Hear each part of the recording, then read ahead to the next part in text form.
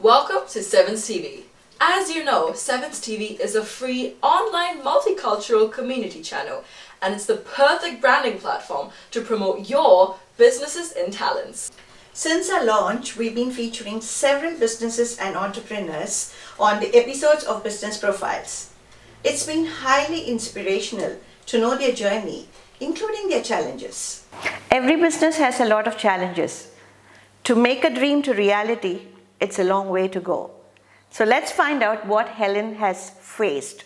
These challenges are daily and continue to be daily, whether it's from social media to learning how to do zero in the accounting side to learning how to sell into a supermarket chain. These challenges are daily. You always have to have a can-do attitude. Every barrier that comes upon you, you just have to bash it down. The big learnings are no 2 days are the same. Every day brings up a different scenario that you have to deal with, whether it's paperwork or whether it's, for me, it's social media. I'm learning all about social media, engaging with my target market, engaging with my customer. It's not a set and forget. You're thinking constantly about where your customer is. Hospitality is something which in New Zealand, for instance, is not seriously considered as a career path. So generally speaking, it is people are in it for a little while they're either studying or they're doing a part-time job to facilitate their ongoing decisions of doing what. That is one of the major things what requires here is that we need more people who are hospitality focused. That's one of the biggest challenges that we have, is to have staff who are focused into doing this as a career rather than a stopgap situation. And especially when you need to have your taste consistent and build up your standards. The service is where it comes in. If the staff keep changing, by the time you train them to become to your level, there are many times that we have to find new staff for that. Yes, we came through up and downs in this business. The first one which hit us was when we discovered, in the first year we wasted more than 70,000 on buying a franchise what didn't suit our values. So that was a whole waste there. Good thing though, a year after, we've been able to rebrand, so to choose the brand, the right brand, and we've been independent since. And even though I had a short period, 30 days, to rebrand the whole business, to do everything, and I was just 5 weeks before delivering my second baby, Sophia. Well, I managed it, yes. So that was the second challenge. That must have been really challenging. Yes, it was. And then coming closer, then about 2 years, a year and a half, we had to relocate. So that was another shoot in here, where we had to move from the previous place in Pakuranga Plaza. We had to find a location for a gym, and it's not easy to find a location for a gym, as you can imagine. It's not like packing up things in a box and just move them. The right place with parking and toilet and shower and everything. But we got here and we love this place. The fresh air, open windows, and the good natural light. Yeah, this is a very beautiful place indeed. Yeah, thank you. I believe that COVID, has brought in some challenges for us. In terms of if you have to just compare a pre-COVID era and a post-COVID era, we really had a good numbers back, before COVID, before this post-lockdown. However, we did see numbers dropping down, but until recently, we are gaining the numbers. We're picking up the numbers really well. However, what we have realized is previous to the COVID-19 era, we all used to rely on word of mouth advertising. We never used to, go out, social media, digital marketing. Numbers were really fine, but then now we have realized that, we have to be really active on social media, and we have to, constantly replying, to our Instagram and Facebook. It's more a necessity now. Yeah, exactly. So we have learned that, and we have tried to adopt to that, and we definitely believe now, social media marketing is definitely a thing to go about. There were some challenges. The first challenge I faced was actually there is no training in New Zealand. So you can't study canine massage in New Zealand yet. You have to travel overseas to do it. Oh, okay. I was very, very fortunate that Canis Bodyworks, an American school of massage, they ran a mentorship program over here, and it was a one-off. So Lucky you. I was very lucky. I jumped at the opportunity to do it. So I did my hands-on work with them, and the rest of the study was done online. And then once I'd finished that, you get to sit what's called the NBCAM exam, which is the National Board of Certified Animal Acupuncturists and Massage Therapists. So it means that I have a recognised qualification. That's amazing. There's been lots of challenges in opening a new general practice because we were quite new to this. There were lots of hurdles, and obviously we progressed through in a positive manner with an intention to care for the public and care to the community. So that motivation tended to help us to progress forwards. We didn't expect the COVID pandemic, no one did, I guess. But Most unanticipated. yes, absolutely. So that strained our infrastructure a little bit in terms of financial and also in terms of the infrastructure aspect of things as well. So, but with the help of the ministry and the positive attitude of our team, we have progressed through, and we have put in all the virtual consults and everything in place so that the care which our patients require is not hindered. Yeah.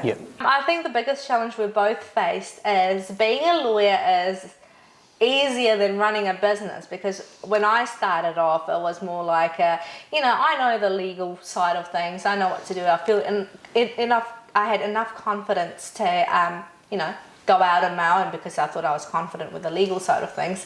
It's only the business side of things when that started coming in, paying your taxes, making sure the money is all accounted for, doing all the admin work. There's a lot of work that goes, and I think we're still learning. Yeah, we're definitely learning as we go. Yeah.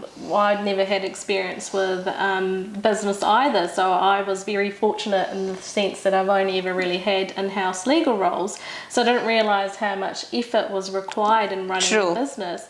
And on top of that, we've both got young families. So Benazir actually gave birth as soon as I joined the firm a couple of months after. So that must have been really a handful. Definitely, yeah. And my daughter was 7 months at the time when I joined partnership. So it's definitely had its own struggles and challenges, but I don't think would have it any other way. It's better for the long term. To grow any business, there are lots of obstacles on the way, but however, thank God we've came over that. Challenges for us, I guess, when we first started opening was things like quantity of food and how much time we had. So there were nights that we were staying up until 4 in the morning, 3 in the morning, making snacks, making sweets. When we first opened, we started doing little kebabs, little skewers. And those were just such a hassle because we had to clean the meat and then we had to individually do every single skewer, which was just, there were times where Dad would just stay up the entire night doing it for the next day. And I think the other part is if this table could talk, oh my goodness, But of course, I think another part of the business of the food truck is the weather.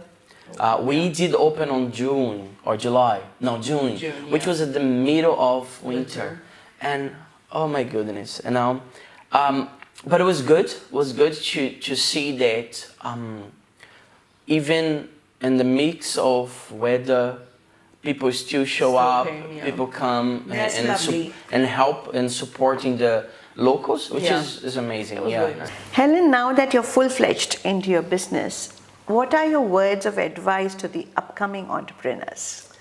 I think generally you should never ever give up. You must always speak from the heart and the soul and always understand your why you're doing this, why you want to make a difference to the world or to a baby's life or a mum's life, and you really can't go wrong. You have to look at each challenge as progressing you into that next phase. And so my advice really is to do what you love doing and never give up. Absolutely. There are plenty of aspiring individuals who want to start business or who have just stepped into this shoe. So what do you feel that is your bit of advice for them?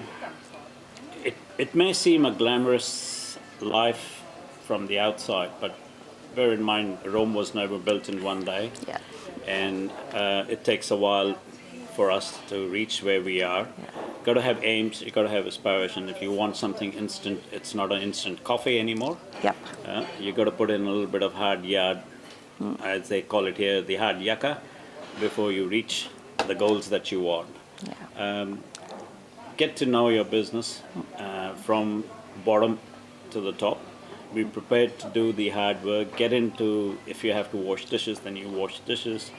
If you have to sweep the floor, you sweep the floor. Unless you know the whole product thoroughly, as we call it, you can't be really good at what you are wanting to do. Just giving orders does not help.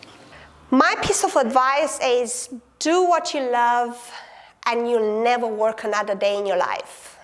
I do have a message for you all, what I want for you all is, I want you to connect to your community, to your culture, and most importantly to yourself. Never give up, always work hard, always aim on your target, and you will get there, trust me.